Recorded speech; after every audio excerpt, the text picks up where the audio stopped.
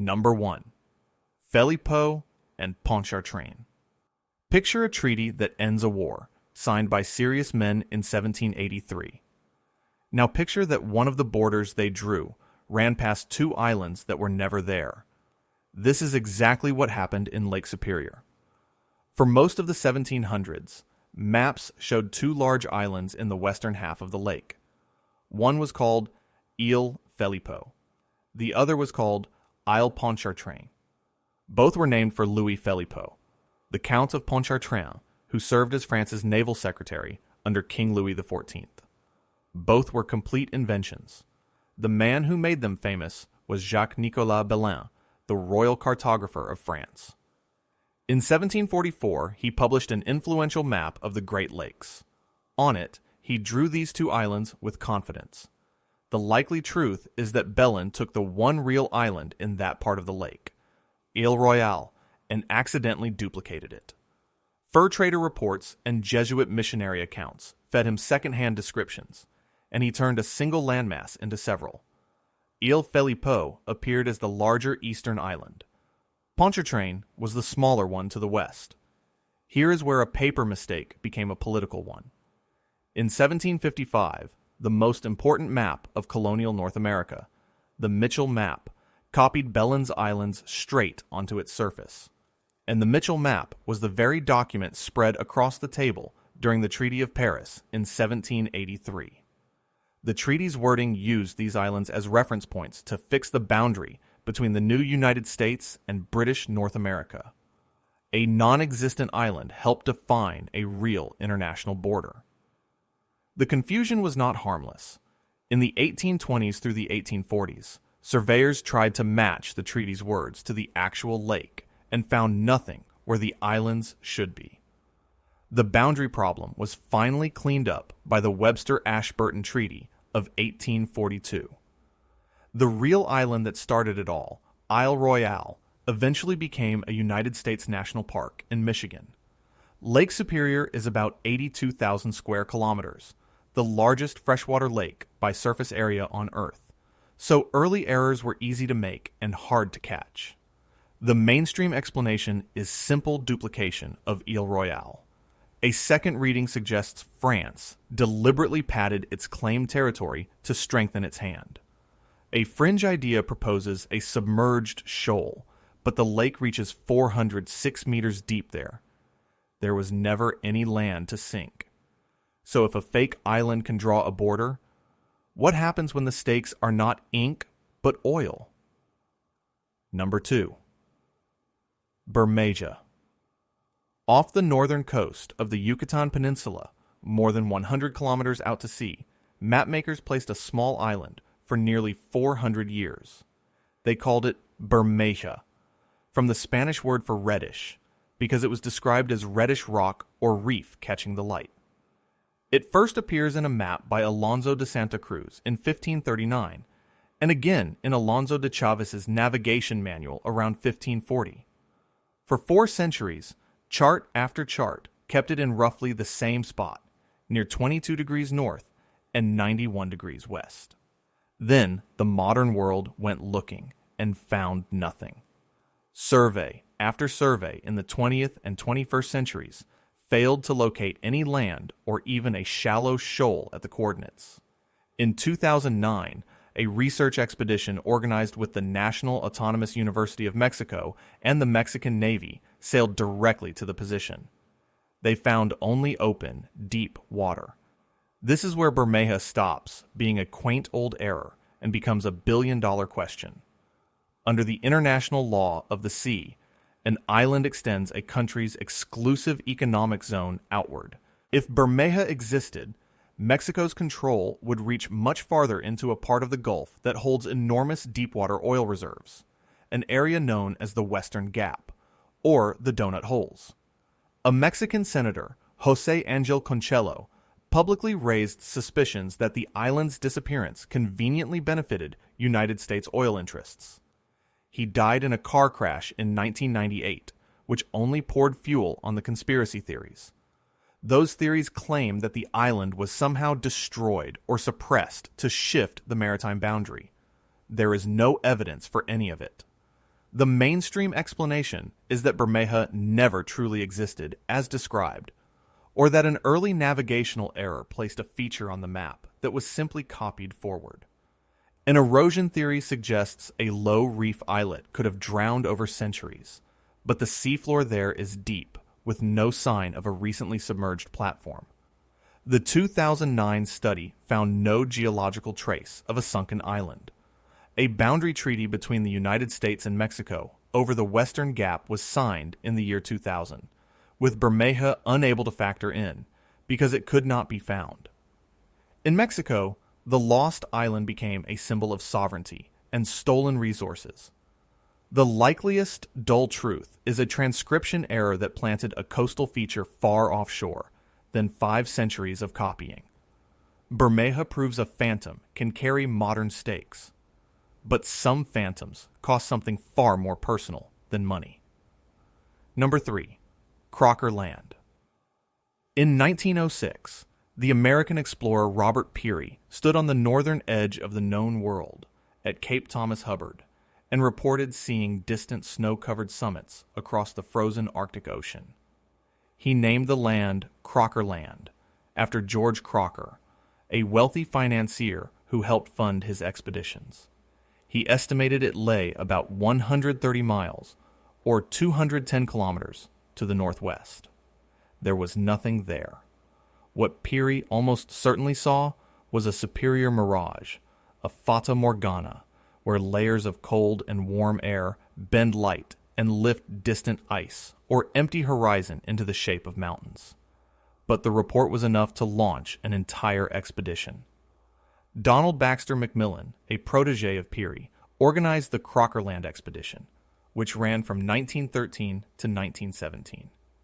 It was backed by serious institutions, including the American Museum of Natural History, the American Geographical Society, and the University of Illinois. On April 21, 1914, McMillan and his companion Fitzhugh Green, guided by the Inuit hunters Pugatok and Itukusuk, finally saw it. Out across the ice, the land shimmered and beckoned, hills and valleys glowing on the horizon. Pugatok, who knew this country, told them the truth in his own language. He called it Pujak, meaning mist.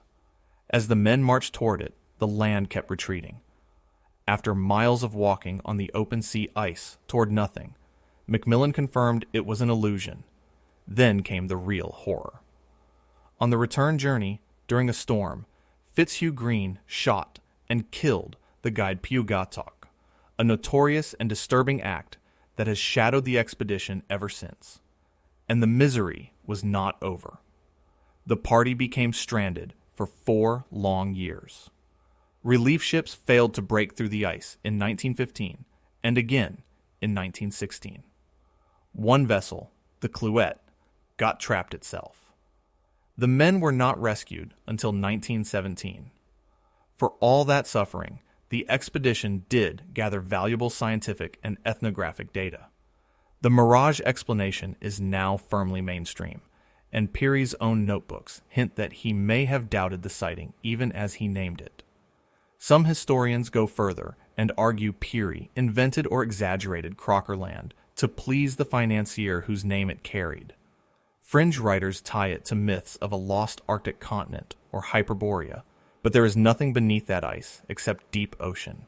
Crocker Land was quietly dropped from the maps after 1914. Arctic Light had built a continent out of nothing, and the digital age would prove just as easy to fool. Number 4. Sandy Island. You would think that in the era of satellites and Google Earth, a phantom island would be impossible. It is not. For years, a long, thin island sat in the Coral Sea between Australia and New Caledonia, on professional maps, in scientific databases, and as a stark black polygon on Google Earth and Google Maps. It was charted near 19 degrees south and 160 degrees east, and drawn about 24 kilometers long. It was called Sandy Island, and it did not exist. The trail of the error likely begins with a whaling ship called the Velocity in 1876, whose reported sighting entered British Admiralty charts. From there, the mistake flowed into a major digital dataset called the World Vector Shoreline, which fed countless modern mapping products. The island had become a piece of legacy data, copied forward by machines instead of monks, but copied all the same. In November of 2012, an Australian research vessel, the Southern Surveyor, operated by the National Science Agency and the University of Sydney, sailed to the spot. The voyage, led by geologist Maria Seaton, was actually studying the tectonics of the region. When they reached the coordinates for Sandy Island, they found open ocean about 1,400 meters deep.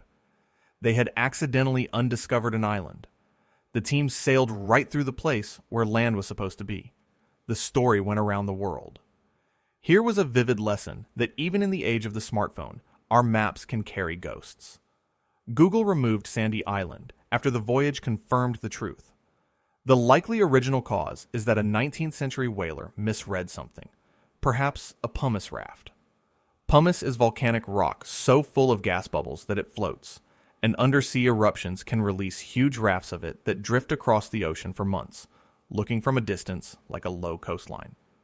There is a frustrating detail. Some charts had actually marked the island with the abbreviation ED, meaning existence doubtful, and the French Hydrographic Service had reportedly removed it decades earlier. But consumer maps ignored the warning and kept it. Today, Sandy Island is a textbook example in geographic information systems classes about the importance of data provenance, of knowing where your information came from. The seafloor there is ordinary deep oceanic crust.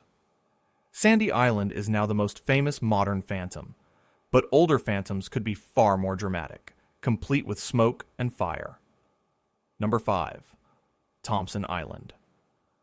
In 1825, a British sealing captain named George Norris, commanding the ship Sprightly, reported a new island in one of the loneliest stretches of ocean on the planet, the far South Atlantic near Bouvet Island.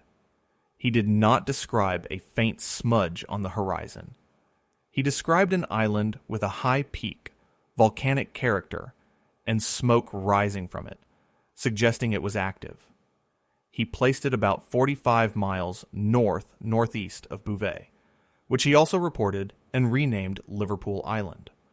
Thompson Island went onto the British Admiralty charts and stayed there through the 19th century and into the 20th. The trouble was that no one who returned could find it. Expedition after expedition crossed the region and saw nothing. The German Valdivia expedition under Carl Chun in 1898 searched and came up empty. Still, the island clung to the charts. It was not officially removed until 1943, which makes it one of the last phantom islands to survive on official maps. So what did Norris see? One serious possibility is that there really was a small volcanic island, and that it was later destroyed by an eruption or collapsed into the sea. This region, near the South Sandwich Arc, is genuinely volcanic, and islands there can form and vanish. A second explanation is the curse of his era, the longitude problem. Before reliable chronometers were standard, captains routinely mismeasured their east-west position. Norris may have simply seen Bouvet itself from a wrong position, or mistaken a large iceberg for land. That last idea is not far-fetched. The Southern Ocean is full of enormous tabular icebergs, flat-topped and brilliant white, that can easily look like snow-capped islands from a distance. And Bouvet Island, the real one, was itself famously hard to pin down. It was lost and rediscovered several times, its position wrong on charts for decades, which made a nearby phantom seem perfectly plausible. Some bathymetric readings hint at shallow features in the broader area, which keeps the vanished island theory alive. The mainstream view settles on either a positional error or a genuine volcanic island that has since disappeared beneath the waves. A fringe theory holds that Norris faked the sighting to stake a claim to rich sealing grounds, which is possible but unproven. Either way, Thompson Island shows how the inability to measure longitude scattered phantoms across the southern seas. And in the Arctic, one phantom may have been real ice that simply melted away. Number 6. Sannikov Land. North of Russia's New Siberian Islands, beyond the edge of the charted Arctic, generations of explorers chased a land that may have briefly been real. It was called Zemlya Sannikova, Sannikov Land, after the merchant and explorer Yakov Sannikov, who reported seeing a landmass to the north around 1810 and 1811, across the ice from Kotelny Island. His report would haunt Russian exploration for more than a century. The man it haunted most was Eduard von Toll, a Baltic German geologist who became convinced Sannikov Land was real. He imagined it as a refuge for migrating birds and perhaps a remnant of an ancient land bridge. To find it, he led the Russian polar expedition from 1900 to 1902 aboard the ship Theresa. The search ended in tragedy. In 1902, Toll and 3 companions vanished on Bennett Island while pressing on toward the Phantom. Their disappearance became one of the great Arctic mysteries. A young naval officer named Alexander Kolchak, later a famous figure in the Russian Civil War, joined the search for Toll in 1903. Here is the eerie part, and the reason Sannikov Land belongs in any conversation about why these places vanished. It may have genuinely existed. The most credible explanation is that Sannikov saw an island made largely of permafrost and fossil ice, the kind that the region is known to produce. Such ice-cored islands do not sit on solid rock. They melt. They erode. And within recorded history, several of them in this exact area have done precisely that. The proof is close by. Semyonovsky Island, a neighboring ice-rich island, was steadily eaten away and had effectively vanished by the 1950s. If one island can melt into the sea within living memory, then Sannikov's land could have done the same before anyone reached it. Migrating birds flying north genuinely suggested land to observers, though they likely crossed to other parts of the Arctic. The Phantom was finally ruled out by Soviet technology. In the 1930s, the icebreaker Sadko and aerial surveys confirmed there was no land at the position. By then, Sannikov Land had taken on a life of its own in culture. Vladimir Obrachev's 1926 science fiction novel imagined it as a warm, hidden lost world, and a popular Soviet film followed in 1973. That warm refuge is pure fiction. The real answer, fast-melting ice islands, is now disturbingly relevant in a warming Arctic. And in the Pacific, an island vanished, with people still on it. Number 7. Tuanaki. Most Phantom Islands are stories about mistakes. Tuanaki is different. It may have been a real inhabited island that the world watched disappear. It was said to lie south of Rarotonga, in the southern Cook Islands, a small island or group home to a peaceful Polynesian people. According to the accounts, they were a community that had never known war. The records come from the London Missionary Society in the 1840s.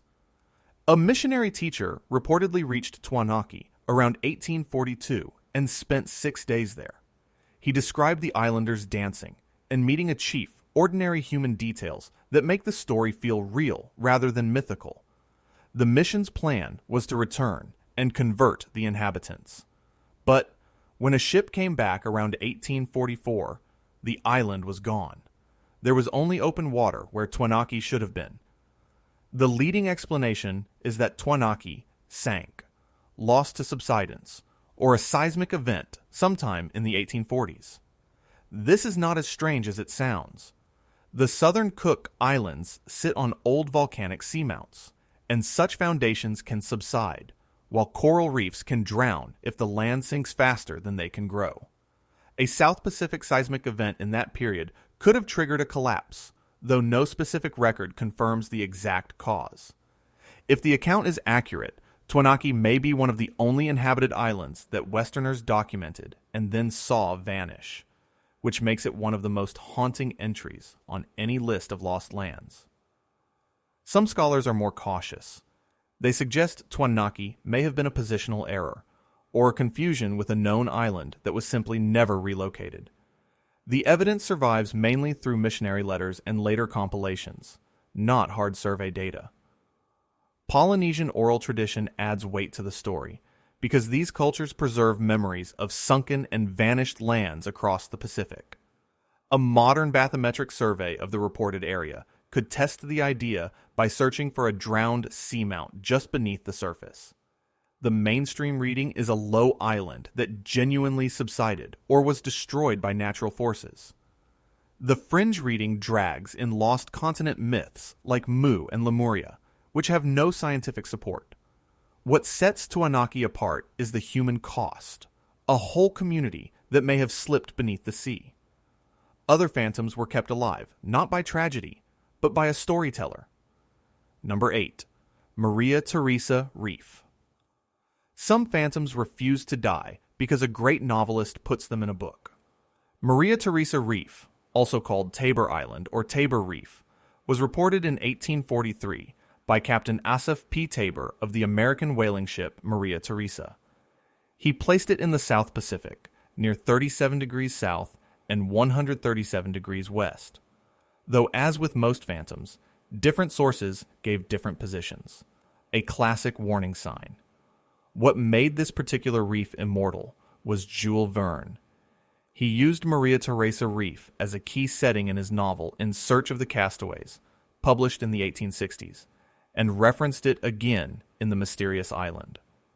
Generations of readers absorbed the reef as a real place, fixed in the imagination far beyond its tiny importance to sailors.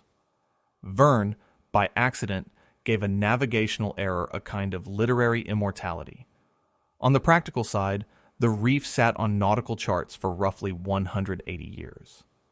That is an extraordinary lifespan for something that was never there. Repeated failures to find it accumulated, and eventually modern satellite altimetry, which measures tiny bumps in the sea surface caused by underwater features, confirmed there was no shoal at the coordinates. The reef was finally scrubbed from major nautical charts in the 2020s, making it one of the most recently erased phantoms in history. The likely cause is the same disease that produced so many others, a whaler's positional error in an age before reliable longitude. Phantoms in this region cluster together, which suggests captains and chartmakers copied one another's mistakes. For decades, the reef carried the cautious abbreviation ED, existence doubtful, on charts. Even flagged as suspect, it was not removed because removing a feature requires confidence that it truly is not there, and the South Pacific is vast and expensive to survey. The mainstream explanation is a straightforward navigational error, a reef that was never real. An alternative suggests a tiny, shallow hazard that may have existed and then eroded or been mispositioned. A fringe theory proposes a deliberate hoax for insurance or claim purposes, but there is no support for it. The deeper lesson of Maria Theresa Reef is about lag, the long gap between the moment experts doubt something and the moment it is officially erased.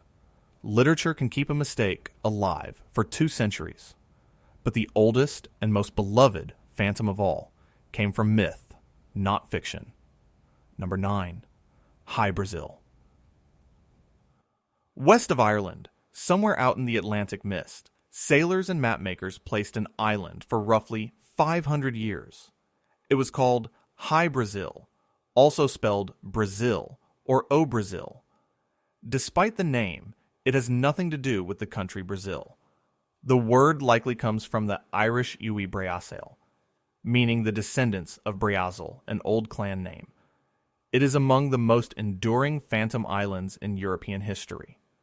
It first appears on a chart by Angelino Dulcer in 1325, and from there it became a fixture of Atlantic cartography.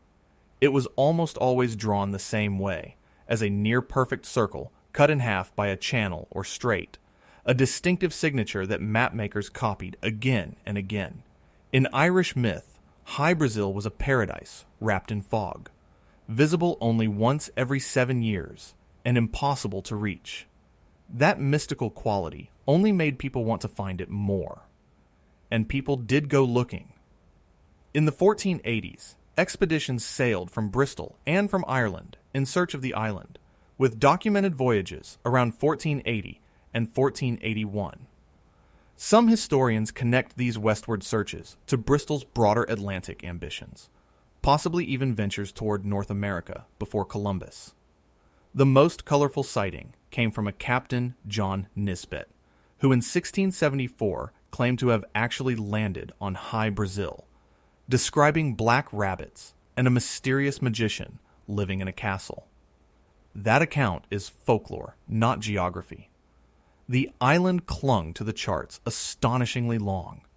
Its last appearance was around 1865, marked simply as Brazil Rock off the southwest Irish coast.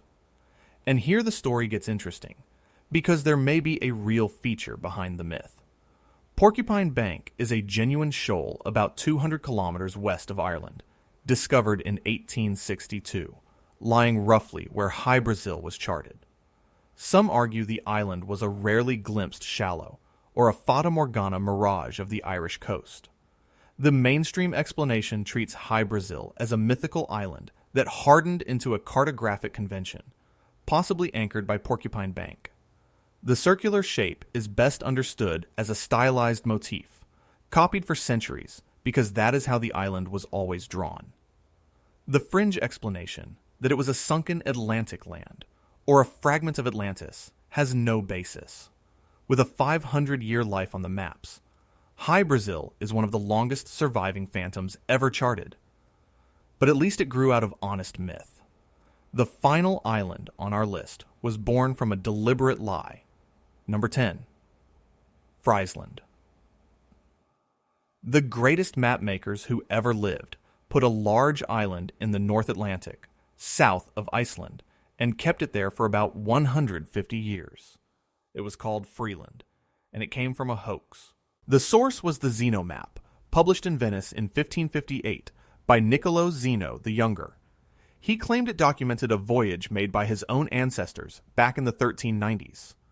Scholars today widely regard the whole thing as a fabrication, or at best a wildly embellished story dressed up as history.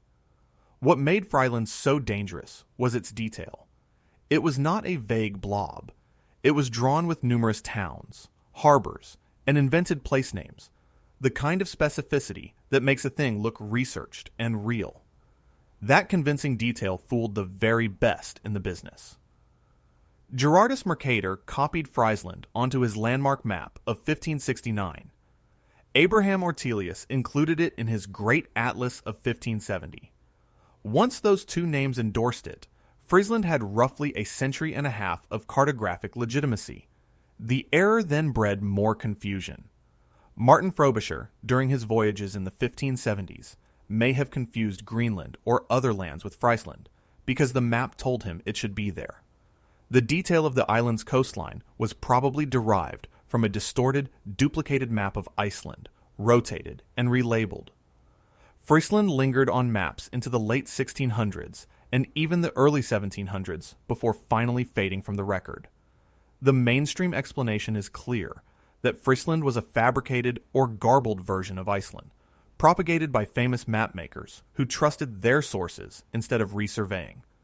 The same Zeno map carried other dubious lands, with names like Icaria and Estatiland. A fringe theory uses the Zeno voyages as evidence of pre-Columbian European contact with America, but this has been largely discredited. Frisland is the purest demonstration of how authority and copying entrench a mistake.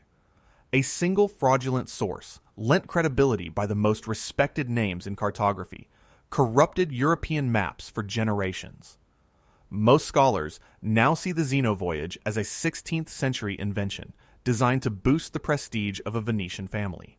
There is nothing at Frisland's position but open North Atlantic. Its persistence rivals Hy-Brasil's, except that Hy-Brasil grew from ancient myth, while Frisland grew from a deliberate lie. 10 islands, 10 erasures. The deeper question is why this kept happening at all. The proper term for all of these is phantom islands, places that appeared on maps and were later proven not to exist. To understand why there were so many, you have to understand the single greatest technical problem in the history of navigation. For most of the age of sail, a captain could find his latitude, his north-south position, fairly easily by measuring the sun or the stars.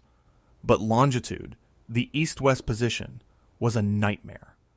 Without an accurate clock that could keep time at sea, there was no reliable way to know how far east or west you had traveled. Sailors relied on dead reckoning, estimating speed and heading and time, and small errors stacked up across thousands of miles of ocean. A captain could be confident about his latitude and badly wrong about his longitude. That is why so many phantoms sit on the correct line of latitude, but in the wrong place along it. A single bad fix, written into the log and then onto a chart, could give birth to an island. The problem was so serious that Britain established the Board of Longitude and offered a famous prize in 1714 for a solution. It was eventually solved by the marine chronometer in the middle of the 1700s.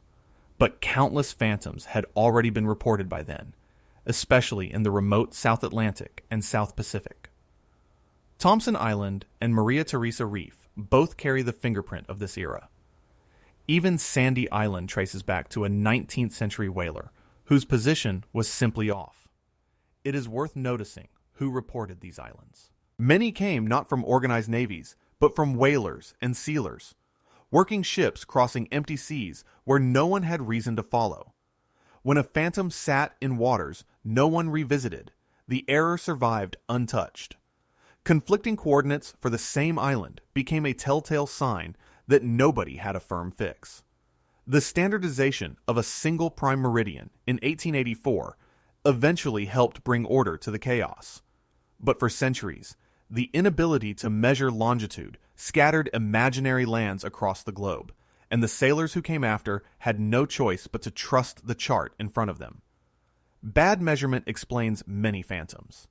But sometimes the eye itself was the liar. Not every phantom came from a number written wrong. Some came from the world deceiving the eye. The superior mirage, also called a fata morgana, happens when a layer of warm air sits over cold air or cold sea. The boundary between them bends light, lifting distant objects up over the horizon and stretching them into towering shapes. A flat horizon, a low iceberg, or a distant coast can be transformed into a range of snow-capped mountains.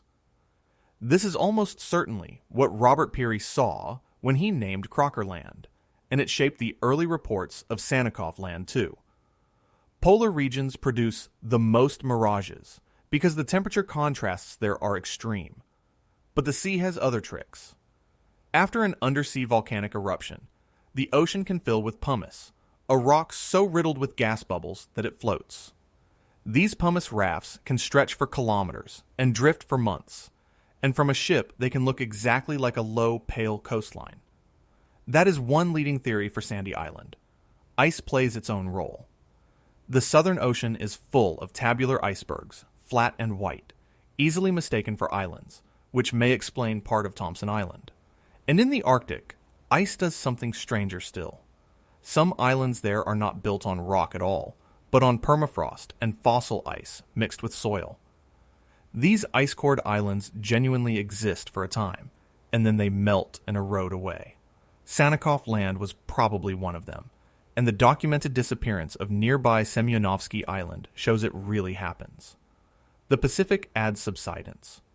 Volcanic seamounts can sink, and reefs can drown if the land beneath them drops faster than coral can grow upward. That is the most likely fate of Tuanaki. So the phrase we just found out, why, means something different for each island. For Crocker Land, the answer is light. For Sandy Island, floating rock. For Sannikov Land, melting ice. For Tuanaki, a sinking foundation. The line between an outright illusion and a real but temporary island turns out to be surprisingly thin, and climate change is now accelerating the loss of Arctic ice islands all over again. Yet a single sighting, real or imagined, was rarely enough on its own. Phantoms needed one more ingredient to spread. The reason a momentary error could survive for centuries is something simple and human. Mapmakers copied each other. resurveying a remote stretch of ocean was expensive, dangerous, and slow, so cartographers routinely reproduced existing maps rather than checking the ground themselves. Once an island entered the work of a respected authority, it became almost impossible to remove, because everyone downstream assumed the authority had been right. The pattern repeats across every island on this list. Jacques-Nicolas Beland's invented Great Lakes Islands flowed into the Mitchell map and then into a peace treaty. Alonso de Santa Cruz's 16th century chart kept Bermeja alive for 400 years. The Zeno map injected Frisland into the work of Mercator and Ortelius, and their fame did the rest.